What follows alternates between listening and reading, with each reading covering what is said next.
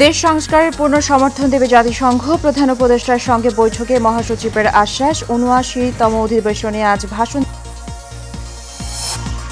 আকাঙ্ক্ষা বাস্তবায়নে দেরি হলে ফুঁচে উঠবে জনগণ। মন্তব্য বিএনপির। সংস্কার সফল করে নির্বাচনের রোডম্যাপ দেওয়ার আহ্বান জামাতের আমিরের। আবারও চোখ রাঙাচ্ছে ডেঙ্গু। অসময়ের অতিরিক্ত বৃষ্টিতে এডিসের আধিপত্য। প্রাণহানি এড়াতে দ্রুত পদক্ষেপের পরামর্শ বিশেষজ্ঞদের। এবং ঊর্ধ্বমুখী নিত্যপণ্যের দাম চড়া মূল্যে বিক্রি হচ্ছে ডিম, মুরগি ও সবজি। বাজার নিয়ন্ত্রণে কঠোর হওয়ার আহ্বান ক্রেতাদের।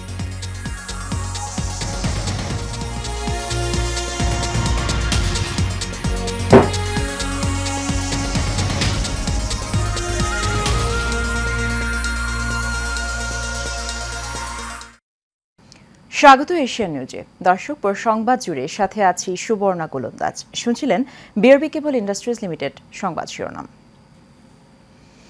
অন্তর্বর্তী সরকারকে পূর্ণ সমর্থন জানিয়েছেন জাতিসংঘের মহাসচিব অ্যান্তনিও গুতেরেস। প্রধান উপদেষ্টা ডক্টর মোহাম্মদ ইউনূস এবং বাংলাদেশের অন্তর্বর্তী সরকারের সঙ্গে পূর্ণ সংহতি প্রকাশ করে বাংলাদেশের সংস্কার সমর্থন করতে জাতিসংঘ প্রস্তুত রয়েছে বলেও জানিয়েছেন তিনি। জাতিসংঘের সাধারণ অধিবেশনের ফাঁকে ডক্টর ইউনূস ও জাতিসংঘ মহাসচিবের মধ্যে বৈঠক হয়। এছাড়াও জাতিসংঘের সাইড লাইনে ১৬টি ইভেন্টে অংশ নেন ডক্টর মোহাম্মদ ইউনূস। কাউসার আহমেদের রিপোর্টে বিস্তারিত।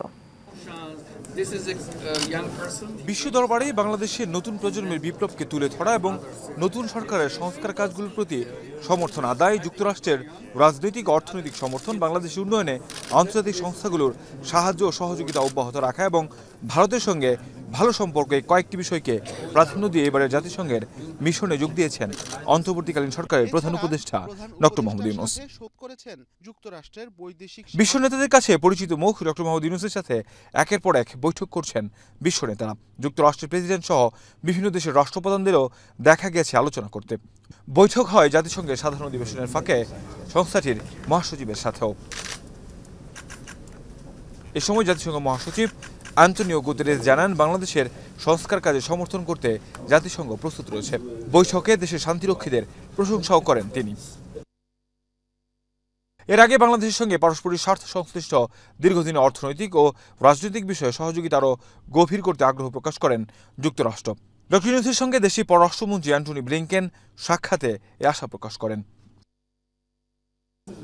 এছাড়াও জাতিসংঘের সাইডলাইনে ১৬টি ইভেন্টে অংশ নেন ডক্টর মোহাম্মদ ইউনূস। তার সঙ্গে দেখা করেন নেদারল্যান্ডসের প্রধানমন্ত্রী ডিক শুফ, মার্কিন সেনেটর ডিক ডারবিন, জাতিসংঘের উদ্বাস্তু বিষয়ক হাই কমিশনার, ILOর ডিরেক্টর জেনারেল ও UNDPর অ্যাডমিনিস্ট্রেটর। কাউসার আহমেদ, এশিয়ান টেলিভিশন, ঢাকা। প্রধান উপদেষ্টা ডক্টর মোহাম্মদ ইউনূস আজ জাতিসংঘ সাধারণ পরিষদের ৭৯তম অধিবেশনে ভাষণ দেবেন। জাতিসংঘ সদর দপ্তরের জেনারেল অ্যাসেম্বলি হলে নিউ ইয়র্কের স্থানীয় সময় সকাল ১০টায় তার ভাষণ দেওয়ার কথা রয়েছে। অধিবেশনে বাংলায় ভাষণ দেবেন নোবেলজয়ী ডক্টর ইউনূস। জানা গেছে, ভাষণে কি প্রেক্ষাপটে অন্তর্বর্তী সরকারের প্রধান উপদেষ্টার দায়িত্ব গ্রহণ করেছেন, রাষ্ট্র সংস্কারে তিনি কি কি উদ্যোগ নিয়েছেন সেগুলো তুলে ধরবেন। এছাড়াও ফিলিস্তিনে গণহত্যা ও রাশিয়া ইউক্রেন যুদ্ধ অনতিবিলম্বে বন্ধ এবং রোহিঙ্গা সংকট সমাধানে বিশ্ববাসীর সহযোগিতা চাইবেন তিনি। পাশাপাশি জলবায়ু পরিবর্তন, সরকারের অন্তর্ভুক্তিমূলক অর্থনৈতিক উন্নয়ন ও অন্যান্য বৈশ্বিক আঞ্চলিক বিষয়গুলো তুলে ধরবেন তার ভাষণে।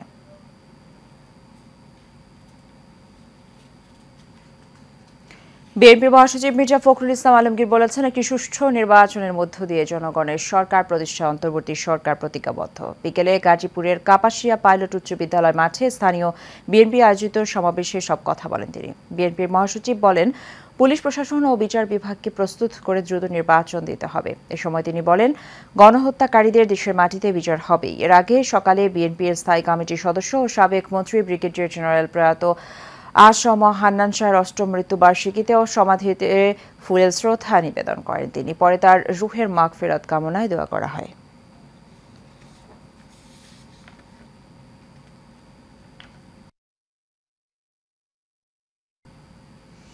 মানুষের আকাঙ্ক্ষা বাস্তবায়নে দেরি করলে জনগণ অন্তর্বর্তী সরকারের বিরুদ্ধে ফুঁসে উঠতে পারে বলে মন্তব্য করেছেন বিএনপির স্থায়ী কমিটির সদস্য ডক্টর এজেডএম জাহিদ হোসেন। সকালে Mohakhali institute of health technology মিলনায়তনে ফার্মাসিস্ট সমাবেশে প্রধান অতিথির বক্তব্যে সব মন্তব্য করেন তিনি। এ সময় তিনি অভিযোগ করেন, প্রশাসনে বিশেষ করে স্বাস্থ্য প্রশাসনে সর্বত্র আওয়ামী লীগের প্রেতাত্মা ও দুর্নীতিবাজরা বসে আছে। তাদের বহাল রেখে সংস্কার কাজ সম্ভব নয় বলে মন্তব্য করেন তিনি। এ সময় তিনি বলেন, এ অবস্থা চলতে থাকলে বিএনপি খুব বেশি দিন চুপচাপ বসে থাকবে না।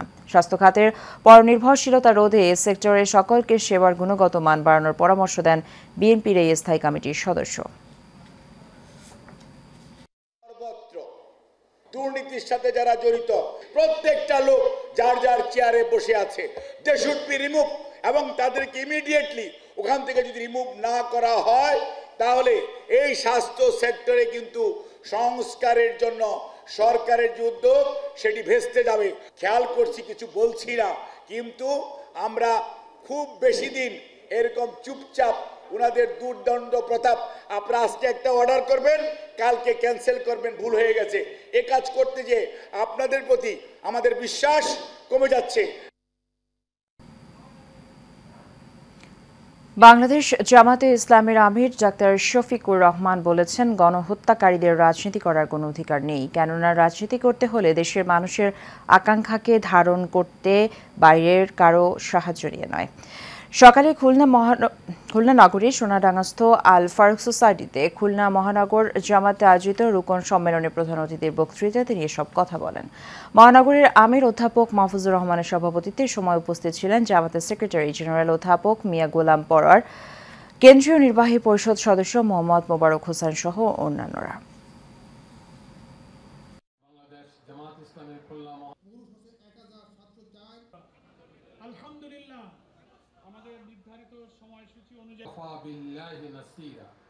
যারা মানুষের কল্যাণে নিবেদিত হবে, দেশ এবং রাষ্ট্রকে, জনগণকে যারা ন্যায়, ইনসাফ, শান্তি এবং সমৃদ্ধি উপহার দেবে, রাজনীতি করার অধিকার কেবল তাদের থাকবে, অন্য কারণে। এবং রাজনীতি করতে হবে দেশের মানুষের সেন্টিমেন্টকে ধারণ করে, আকাঙ্ক্ষাকে ধারণ করে। বাইরের কারো তুষ্টির জন্য দেশে রাজনীতি আর চলবে না। বাইরের কারো সাহায্যের আমাদের প্রয়োজন হয়নি। যেই জাতি এই দেশকে স্বৈরাচারের কলঙ্ক মুক্ত করেছে বুকের রক্ত দিয়ে, সেই জাতি এই দেশের স্বাধীনতা সার্বভৌমত্বের পাহারাদারি করতে হবে কারো সাহায্য ছাড়াই, ইনশাআল্লাহ। চলতি মাসে ডেঙ্গু জ্বরে আক্রান্ত এবং প্রাণহানির হিসেবকে অশনি সংকেত হিসেবে দেখছেন স্বাস্থ্য বিশেষজ্ঞরা। আশ্বিনের টানা বৃষ্টিতে ডেঙ্গুর বাহক এডিস মশার প্রকোপও বাড়ছে, তাই আবারও ডেঙ্গু রোগে আক্রান্তদের সংখ্যা আরও বাড়তে পারে বলে জানিয়েছেন বিশেষজ্ঞরা। তবে অন্যবারের তুলনায় এবার সুস্থতার হার বেশি বলে জানিয়েছেন চিকিৎসকরা। আবির হোসেনের ক্যামেরায় কাউসার আহমেদের রিপোর্টে বিস্তারিত। সারা দেশে নেই, রাজধানীতেও বাড়ছে ডেঙ্গুর প্রকোপ, হাসপাতালগুলোতে বাড়ছে রোগীর সংখ্যা। এছাড়া চলতি মাসে ডেঙ্গু আক্রান্ত হয়ে অর্ধশতাধিকের বেশি মানুষ মারা গেছে বলে জানিয়েছে স্বাস্থ্য অধিদপ্তর। হাসপাতাল কর্তৃপক্ষ বলছে, চলতি সপ্তাহে হাসপাতালগুলোয় রোগীর সংখ্যা বাড়ছে, তবে তাদের একটি বড় অংশই শেষ মুহূর্তে ভর্তি হচ্ছেন, এতে তাদের শারীরিক জটিলতা বাড়ছে। সিরিয়াস কেস হওয়ার প্রবণতা তখনই থাকে যখন রুগীরা দেরি করে হসপিটালে আসে, অলরেডি রুগী শকে চলে গেছে অথবা আনতে দেরি হয়ে গেছে, সেই সমস্ত রুগীর ক্ষেত্রেই সার্ভাইভ করানো কঠিন হয়ে যায়। তো ভয় পাওয়ার কোনো কারণ নাই। আমাদের এখানে প্রশিক্ষিত ডক্টর, নার্স, আমাদের স্যালাইন, ওষুধপত্র সব আছে, এমনকি আমাদের আইসিইউ আছে। ফলে আমরা আশা করছি যে আমাদের ব্যবস্থা করে ডেঙ্গু রোগীকে আমরা ইনশাল্লাহ হারাবো না। তবে চিকিৎসা পর্যাপ্ত ব্যবস্থা রাখা হয়েছে বলে নিশ্চিত করেছেন সংশ্লিষ্টরা। এই পেশেন্টগুলো আমাদের কাছে এসেছে বেশ ক্রিটিক্যাল ফেজ নিয়ে, হয়তো হেমোরেজিক ফেজে চলে গেছে। আমরা ডেঙ্গুর যেটা শক বলি, যে ব্লাড প্রেশার একদমই পাওয়া যাচ্ছে না, তখন দেখা যাচ্ছে যে ইনিশিয়ালি আমরা রিসাসিটেট করেও অনেকের ক্ষেত্রেই আসলে এটা পেরে উঠা যায় না। এটা তো আসলে প্রোটোকল মেনে চললেও দেখা যায় যে একটা কিছু ক্রিটিক্যাল ফেজে চলে যায়, সেগুলো হয়তো আমাদের ব্যাক করা সম্ভব না। কিন্তু ওই যেটা বললাম, যদি সময় মতো চলে আসে বা অনেক সিরিয়াস পেশেন্টও ভালো হয়ে যাচ্ছে। গত বছর আমার যেরকম ছিল অলমোস্ট এরকমই এখন লেট হওয়ার কারণে অনেকে বুঝতে পারে না যে এবার ডেঙ্গুটা আসলে কোন সময় আসবে, বা প্রথমে ধরতে পারে নাই। যখন খারাপ দিক হয়ে যাচ্ছে, অনেক ক্ষেত্রে খারাপ রোগী চলে আসতেছে। পরে আস্তে আস্তে আমরা দেখতেছি যে প্রথম দিকে যেরকম ডেঙ্গুর মৃত্যুর হার ছিল এখন সেটা আস্তে আস্তে বাড়তেছে। প্রতিদিন আপনারা দেখছেন 6 জন 7 জন করে ডেঙ্গুর মৃত্যুর হার। ডেঙ্গু নিয়ন্ত্রণে এডিস মশার বংশবিস্তার ঠেকাতে লার্ভা ধ্বংস করতে হবে বলে মন্তব্য চিকিৎসকদের। কাউসার আহমেদ, এশিয়ান টেলিভিশন, ঢাকা। মেয়রদের পরে এবার দেশের 12টি সিটি কর্পোরেশন কাউন্সিলরদের অপসারণ করেছে সরকার। বৃহস্পতিবার স্থানীয় সরকার বিভাগের এক প্রজ্ঞাপনে এই সিদ্ধান্ত জানানো হয়েছে। এই 12 সিটি কর্পোরেশন হল ঢাকা দক্ষিণ, ঢাকা উত্তর, চট্টগ্রাম, খুলনা, রাজশাহী, সিলেট, বরিশাল, নারায়ণগঞ্জ, কুমিল্লা, রংপুর, গাজীপুর ও ময়মনসিংহ।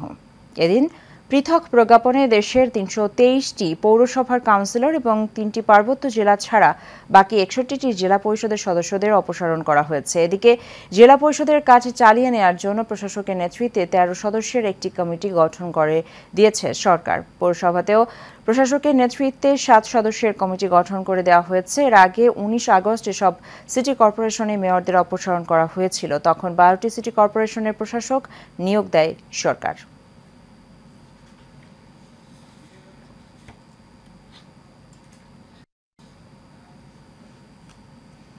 কোনোভাবেই স্বাভাবিক হচ্ছে না দেশের নিত্যপণ্যের দাম। বাজারে টালমাটাল পরিস্থিতি। গত 2 সপ্তাহ সবজির বাজার কিছুটা নিয়ন্ত্রণে থাকলেও এখন লাফিয়ে বাড়ছে প্রায় সব সবজির দাম। বাড়তে থাকা ব্রয়লার মুরগির দাম আবারও বেড়েছে কেজি প্রতি 10 টাকা করে। ক্রেতারা বলছেন নজরদারি বাড়ানোর পাশাপাশি কঠিন শাস্তির আওতায় আনতে হবে মধ্যস্বত্বভোগীদের। সোহাগ মিয়ার ক্যামেরায় কাউসার আহমেদের রিপোর্টে বিস্তারিত।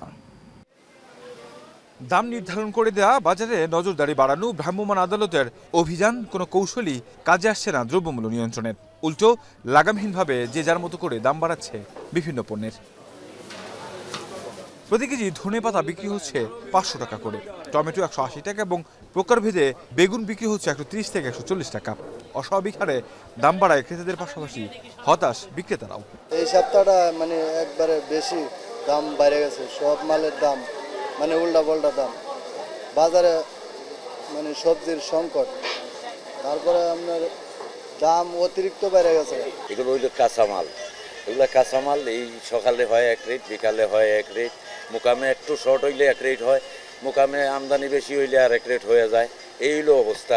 ক্রেতারা বলছেন শাস্তির আওতায় না আনতে পারলে বাজার নিয়ন্ত্রণের সরকারের সব কৌশল ব্যর্থ হবে। টমেটো কিনলাম গত সপ্তাহে 140 ছিল, আজকে 180। এটা অনেকটুকু বেশি না, এটাই আর কি। আর এছাড়া অন্যান্য জিনিসও যতটুকু আমরা শুনেছিলাম যে কমবে সেরকম কিছু কমলো না, বরং একটু বেশি।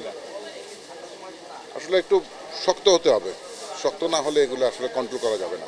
বাজারের উপর নিয়ন্ত্রণটা আসলেই নাই, এটা আমরা কখনোই দেখতে পাই না। জনসাধারণের জন্য যেই নিয়ন্ত্রণটা থাকা উচিত এটা কখনোই আমরা পাই না। আসলে এটা কঠোরভাবে এটা নজরদারি করা উচিত। এদিকে আরও এক দফা বাড়ছে ব্রয়লার মুরগির দাম। ভরা মৌসুমেও মাছের বাজার আকাশচুম্বী। কাউসার আহমেদ, এশিয়ান টেলিভিশন, ঢাকা। বিএনপির কেন্দ্রীয় ক্রীড়া বিষয়ক সম্পাদক ও ঢাকা মহানগর উত্তরের সদস্য সচিব আমিনুল হক বলেছেন, বিএনপি ও আওয়ামী লীগের অনুপ্রবেশকারীদের যেখানে চাঁদাবাজি ও সন্ত্রাসী কার্যক্রম করছে তাদের শক্ত হাতে প্রতিহত করা হবে। অনতিবিলম্বে নির্বাচনের মাধ্যমে গণতান্ত্রিক সরকারের কাছে ক্ষমতা হস্তান্তরের আহ্বানও জানান তিনি। নব্য বিএনপিকে আমাদের দলের ভিতরে যাতে ঢুকতে না পারে, এবং তারাই কিন্তু বিভিন্ন জায়গায় দুষ্কৃতিকারী হিসেবে তারা বিভিন্ন জায়গায় চাঁদাবাজি, লুটতরাজ, দখলদারি করছে এবং এটা আমাদের পার্টির বদনাম হচ্ছে। এবং আমার নেতাকর্মীদের উদ্দেশ্য বলতে চাই যে আমাদের লোকজন যদি এই ধরনের কোনো কার্যক্রমের সাথে জড়িত হয় তাদের বিরুদ্ধে আমরা প্রথমত আইনগত ব্যবস্থা নিচ্ছি, পাশাপাশি তাদেরকে দল থেকে যে সাংগঠনিক ব্যবস্থা নেওয়া দরকার সেই বিষয় নিয়েও আমরা কাজ করছি।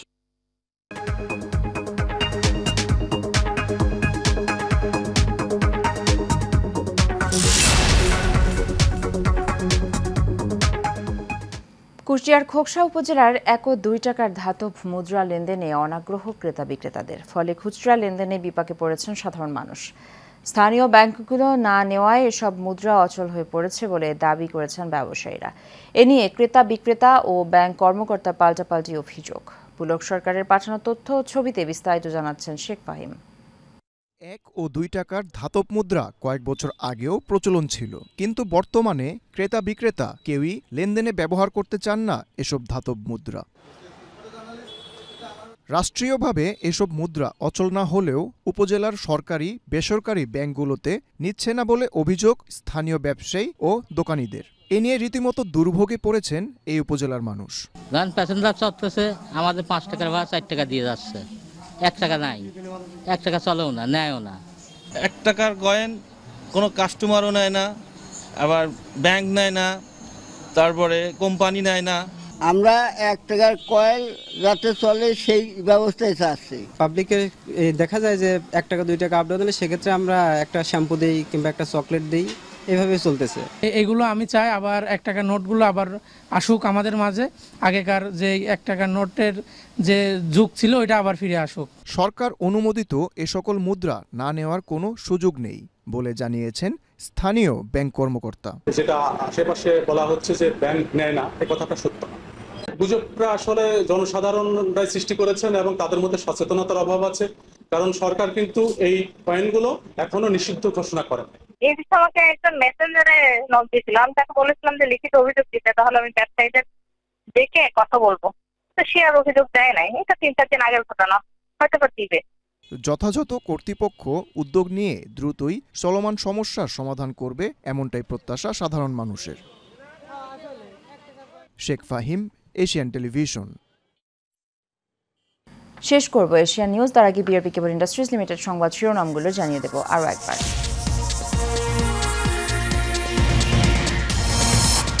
দেশ সংস্কারে পূর্ণ সমর্থন দেবে জাতিসংঘ, প্রধান উপদেষ্টার সঙ্গে বৈঠকে মহাসচিবের আশ্বাস। ৭৯তম অধিবেশনে আজ ভাষণ দেবেন ডক্টর ইউনূস।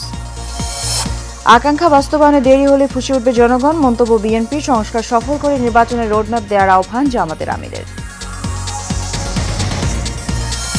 আবারও চোখ রাঙাচ্ছে ডেঙ্গু, অসময়ে অতিরিক্ত বৃষ্টিতে এডিসের আধিপত্য, প্রাণহানি এড়াতে দ্রুত পদক্ষেপের পরামর্শ বিশেষজ্ঞদের।